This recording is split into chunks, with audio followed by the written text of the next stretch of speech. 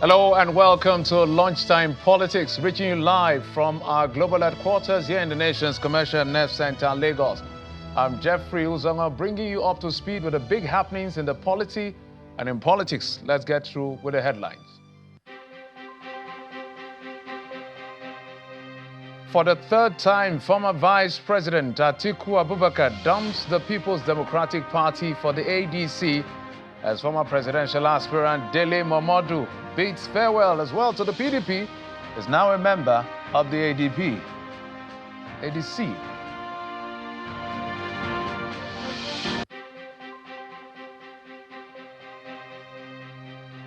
Federal Executive Council to hold a special expanded session later this evening in honor of former President Muhammadu Buhari, who was buried on Tuesday in Daura, Katsina State.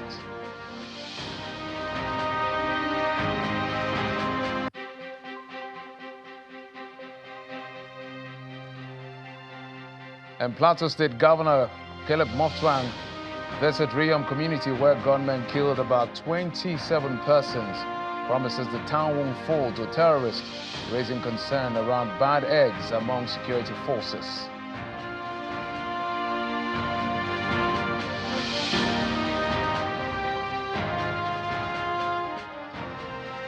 Welcome again to the program. I'm Jeffrey Uzama. There's a lot to unpack as far as what's playing out in the polity is concerned, though it's an all-access pass at midday to what exactly is happening in our country. But let's tell you that first up, as part of activities lined up for the morning of the late former president of Nigeria, Muhammadu Buhari, an expanded special session of the Federal Executive Council is to take place at the Council Chambers Presidential Villa in Abuja by 5 p.m. today. The expanded FEC meeting will be attended by the leadership of the National Assembly, the judiciary, and the representatives of the family of the late former president. President Bola Tinubu had earlier in the week announced that this session would hold on Tuesday, the 15th, but it was later rescheduled following the announcement that the burial of the former president would take place on that day. A special prayer session is also scheduled to take place on Friday at the National Mosque, Abuja, while on Sunday, July the 20th, a special church service will be conducted in honor of former President Muhammadu Buhari. Away from that, let's now tell you what's playing out in the polity. Former Vice President Atiku Abubakar, for the third time, has resigned from the People's Democratic Party. He disclosed this intention to leave the opposition party in a letter addressed to the PDP ward chairman in Jeddah local government area of Adamawa State. The former VP says that the party has strayed from the ideals on which it was founded.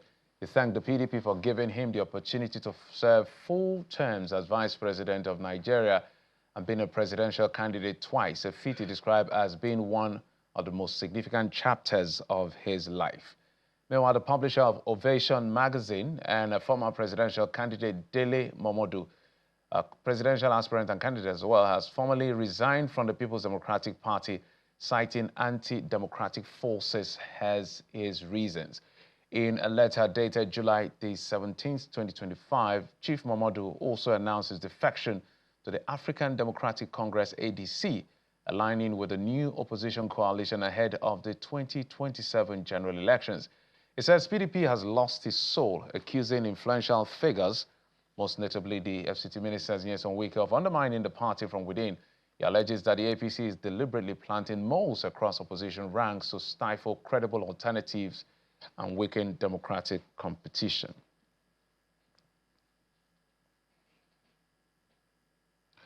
And so you can see the letters there from both Alhaji Atiku Abubakar and Chief Dele Momodu. The big question now is who is next, because it's either defection to the APC or defection from the PDP.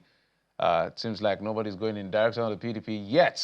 So we're looking at all of this, but there are reactions trailing this resignation. This is coming from the chairman of the People's Democratic Party in Taraba State, Abubakar Bawa. He says the party is not threatened by the seeming gale of resignation. The PDP cannot merge with any political party. Bawa emphasizes that Taraba, for instance, remains a state for the PDP despite rumors of the governor's defection.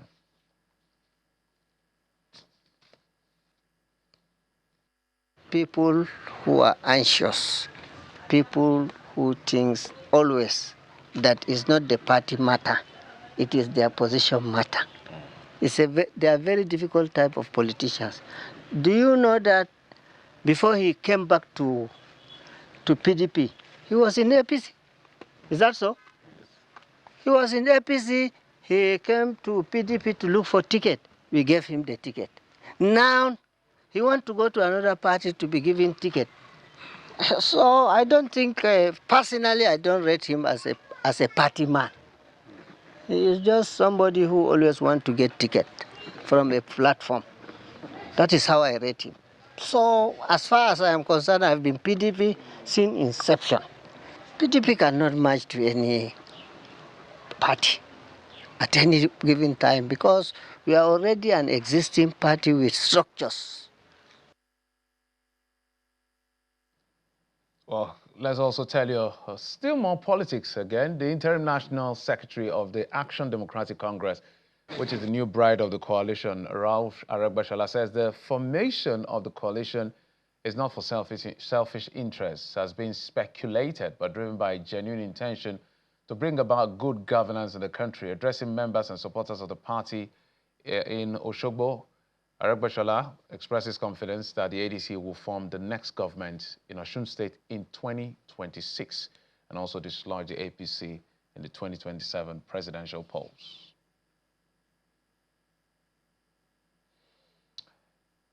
And let's take a break from politics for a moment and tell you about what is playing out, a very painful situation. This has been almost a recurrent decimal, the killings of persons in Plateau State. Now, there was another wave of killings in a community in Riyom local government area. And the governor of the state, Caleb Mutfwang, had to visit that local government area and see him greeting the people. But he was quite unhappy with the outcome, and he did say that his government, as well as Nigeria, will not allow the community fall. He actually questioned the genuine intent of some of the security forces as far as this attack is concerned. Let's take a listen to him.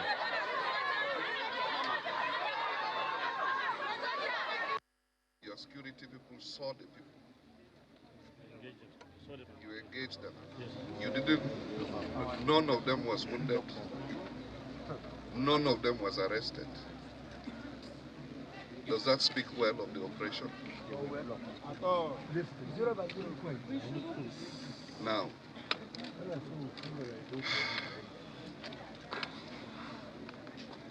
mutanen Riyom, mutanen Bindi, ba abin da zan ce muku yanzu sai dai ce ku yi hankuri. Ku yi hankuri. But let me promise you, Riyom will not come down. Amen. By the grace of God, we will use every means at our disposal to make sure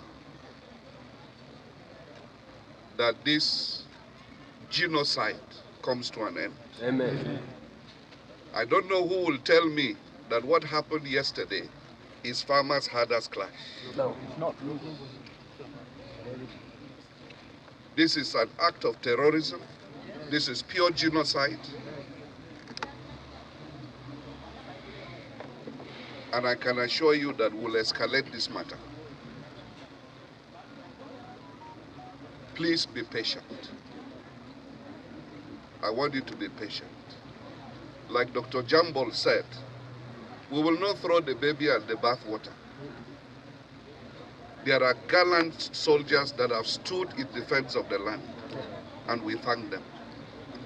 But certainly there are bad eggs. And we are going to take appropriate steps to make sure that these bad eggs are fished out.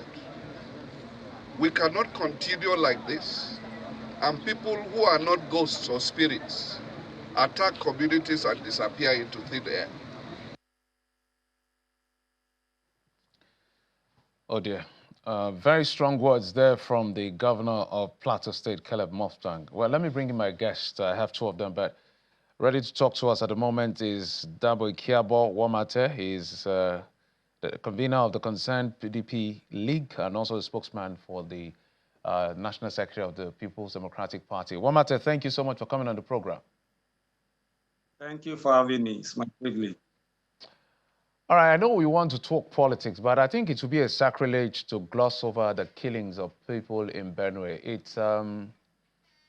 It's so repetitive, it's so disheartening, it's so painful, and borderline provocative to continue to talk about the killings of persons as though we're reading just numbers.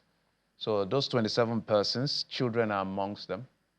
Women are amongst them. Somebody just lost a father, lost a wife, lost a child. In some cases, multiple sets of people. And I know some efforts have been made by security agencies and all of that. But when you look at these kinds of stories, do you feel that we may be bordering on becoming desensitized to the need to protect our people, such that if, for instance, we say one person killed somewhere, it's not going to hit us anymore because we're used to 50, 30, 100 killed? Yes, it is quite saddening and unfortunate that we have a recurrent decimal of this kind of situation in Plateau State and other part of the North Central and Northeast. It's quite unfortunate. But I want to say that it is enough of these rhetorics of coming to say this will not happen, that will not happen. Yes, we commend the governor for saying it as it is, that the military have done well, but we have bad eggs amongst them. I will not throw the baby with the bathwater. And I think it's high time the military, examine themselves and try to identify the infiltrators and those that are,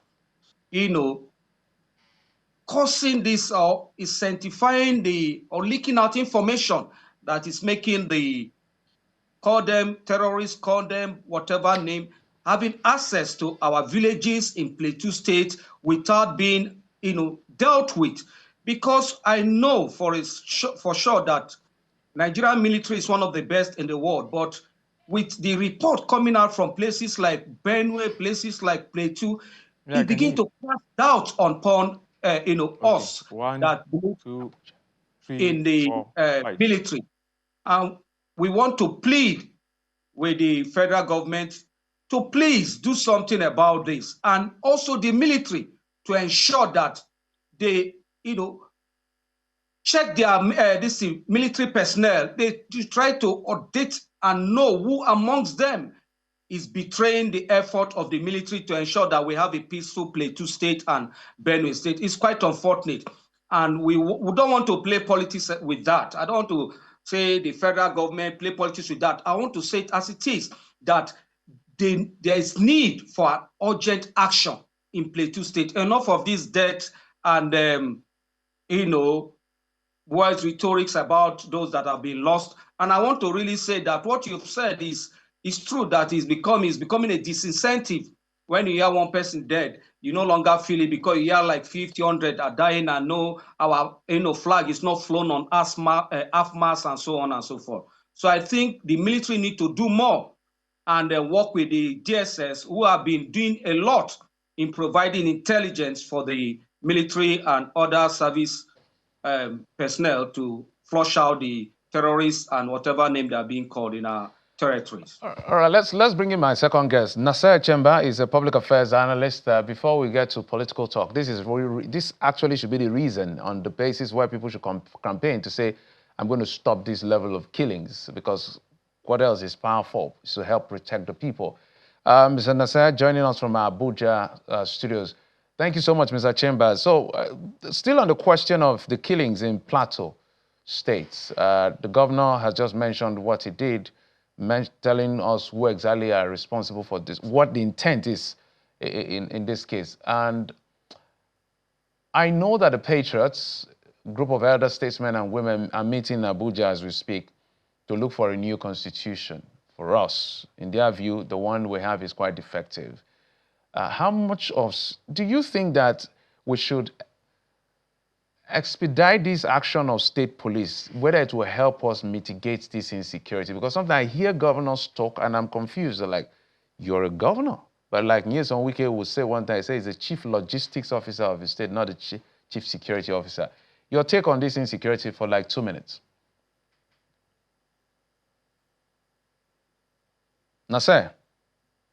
You see, in Nigeria, it's every day about violence.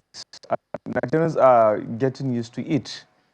This terrorist attack on the innocent people is indeed a heinous crime against Nigerian state and Nigerian people.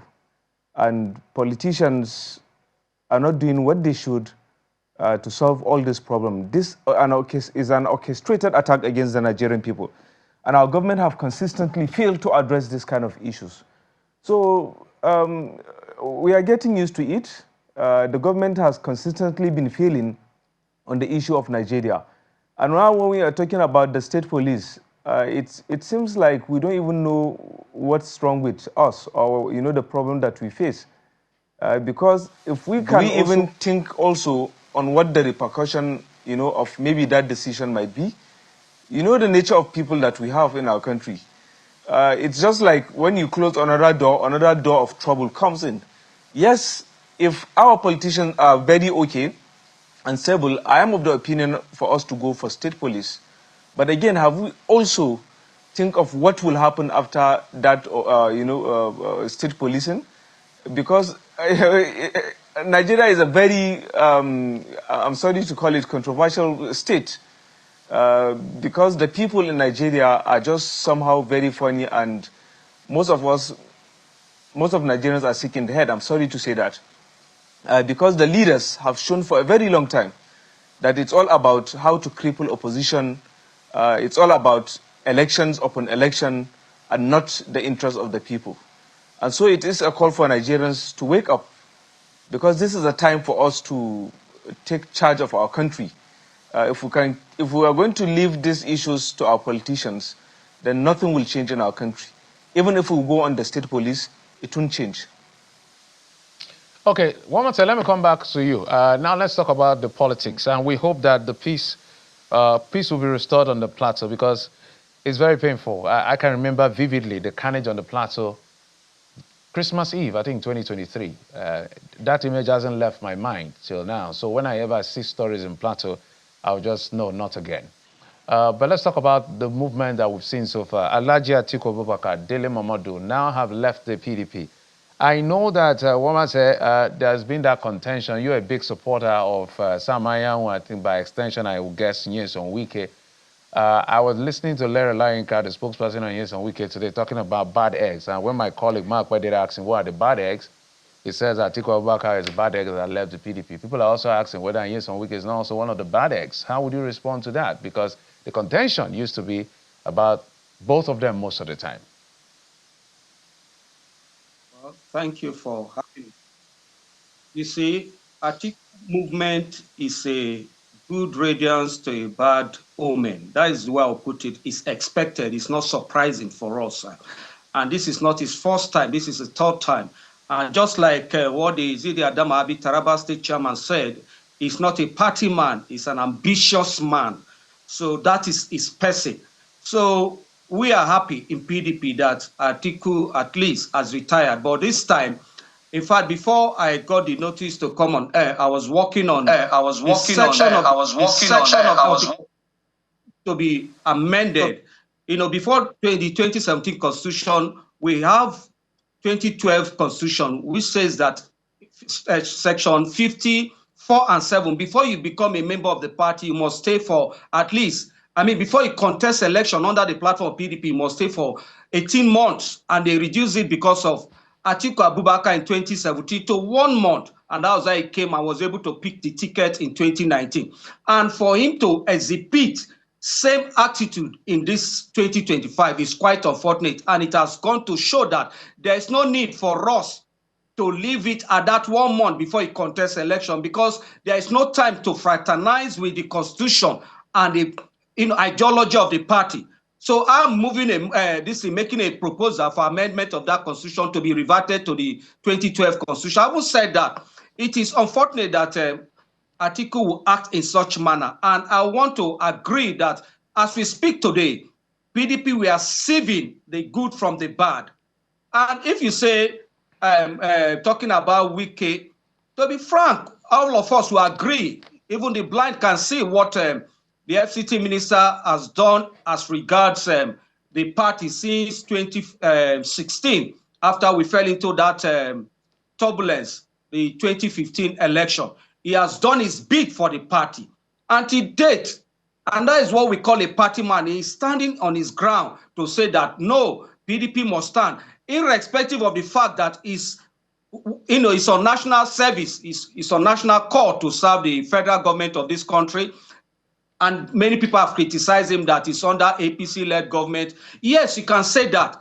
And some of them are saying they are going to, do same thing like Tambuwa saying PDP and work for ADC. It's quite unfortunate because they are the one that started. It's not just in Wike. People like Tambuwa, people like Atiku started it before they even left the party. Now you're talking about Atiku. He just sent his resignation, but you have been seeing him fraternizing with the so-called coalition. And I can assure you that coalition will not stand. The only party today in Nigeria that can be used to unseat the ruling party and the president is PDP. Take it or leave it. We have had just a moment. Resolved our issues as we speak today. PDP is peaceful. The leadership of PDP under Ambassador Damagwa and Ayaw are doing their best to strengthen the party, to unify the party. All right. I'll come back to you if you can hear me. If you can hear me. Just a moment. Yes, if you can hear me. It's interesting the perspective you're bringing. Nyesom Wike, for instance, is very unapologetic in his stance most of the time. He has clearly said he's going to work for the president. And the next election is 2027. And he's talked about people supporting the president in that sense. And when you say things like PDP is the only party that can unseat the current administration, the APC government, and PDP, Nyesom Wike is one of the strongest forces of the PDP as we speak, although he's working in the APC government. It's a bit confusing. The signal is quite confusing. So let me take you to Nasser.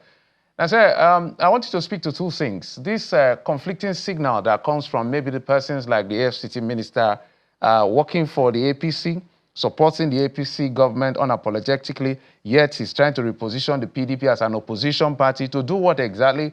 I'm not quite sure. And also this flip-flop movement of Atiku Abubakar, back and forth, third time leaving his own party. Well, first of all, there is no working democracy in Nigeria. There is no ideology. Our politicians have no ideology. Party politics have no ideology either. And that is why someone like me who has ideology have left party politics since over a decade maybe now. Because if the ruling party will try so hard to cripple all oppositions, to put molds in all the oppositions that we have in Nigeria, then it clearly shows that there is no democracy in Nigeria. And that is why everyone should understand that I'm a non-partisan, person. But somehow, this maneuver that the people in ADC did, it is a very welcome development in our political or in our democratic system. Because if someone like Minister of Abuja, of Wike, which, by the way, I have to first commend him of his effort in Abuja, of what he has been doing. But politically, he is more of a liability in the political arena, whether in the PDP or any other political, parties. Nyesom Wike, I don't want to call him names, but he hasn't been doing what needs to be done. It's all about interest. It's all about personal ambitions and not the interest of Nigeria. And that was why when you come to the other part of the ADC, I sat with one of the prominent, figures there. And he was telling me, I was telling him directly, I said, look, Your Excellency, Nigerians are only listening to you because they don't have any other alternative, whether in APC or in ADC or any other political party. Because they are the same set of people, keep, cycling. What we have been doing is trying to break the wheel that keeps spinning on the heads of Nigerians. And they are the wheel that we are trying to break. Nyesom Wike is a disaster to Nigerian politics. The people in ADC have no political moral right to speak about the problems of Nigeria or the solution to Nigerians' problem. Because all of them, whether the APC, the Wike faction, the PDP, the ADC, are all part of the problems that we have been facing for decades. All right, Nasser. You can't be a governor for 8 years, and now you are telling us that you are the solution, you know the solution to Nigerian problem. It doesn't work that way. And that is why let me take you to one matter as we begin to wind down. My apologies. A new set of ideas, a new set of generation. Yes. I want to give both of you, my apologies, Nasser. I want to give both of you a minute each. One matter, I'm sure you have response to him for some of the things he's described, your principle by extension. Yes, on Wiki as people have seen him as a force to reckon with in politics, but he's seen him more as a liability. I don't know where from but he's given his own premise. What do you have to say about that? Well, it's important that he's not that informed about the political sagacity and E.S. Wike's contribution to our political system. You know, just like I said earlier, today is standing strong in defense of the opposition. He's not serving the APC, he's serving the president. He's on national duty, and he has explained that several times. And yes, Wike is not a liability. The liabilities are the ADC members that has been in power, some of them since 1976, and they have not caused any change to happen. Changing position, political party cannot bring about the needed development they are coming to project or present to us. They said they want to rescue Nigeria. Who destroyed the Nigeria they want to rescue? And now let me say, see, yes, Wike is one of the best things that has happened for the PDP and our political system, because look at what is happening. Today, some of the people that are leaving PDP, they are just there, recycling themselves, recycling their children. But it is high time for power to shift from the old generation to the new ones. They are still sitting put there, and people like Yosuika say no. And why you said we are confusing signal. Yosuika said it, that let the presidency come to the south for the next 4 years, from 2027 to 2020. All right, Mr. Wamate, I will need to cut button here because of time. My sincere apologies. Let me have Mr. Nasser have his last shot on the program. Mr. Nasser, you have just about 30 seconds, please. For me, it's all about Nigeria. It's all about for the interest of Nigeria. I don't have any political party, or I'm not in support of any political party. But whatever it is, we have to protect our democracy. And people like Nyesom Wike is a liability. I keep repeating it. He's a liability to our democratic system. Because democracy is all about having a free playing ground for all other opposition, whether to criticize, whether to bring their own ideas. You can't be in APC, you can't be in PDP, and keep, working for the APC government. He should be ashamed of himself. All right. And all other political parties, political people should also be ashamed. All right, Mr. Nasser, my apologies. My director is literally on my ears to wrap up the program. But some people argue. That's why I have one matter to balance the argument. In your words, you say he's done well for the FCT. So how do you marry that with liability? But perhaps it's the politics of Nyesom Wike that you're not comfortable with. Perhaps that is his own style as well. The PDP has a responsibility to do what they have to do with him.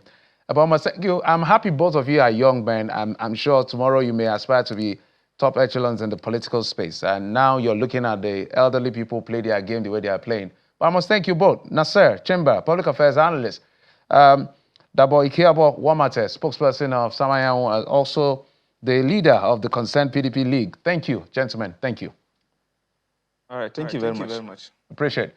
That's it on the program. Thanks for your time and company. I'm Jeffrey Uzongo. You've been served on Lunchtime Politics. Bye-bye.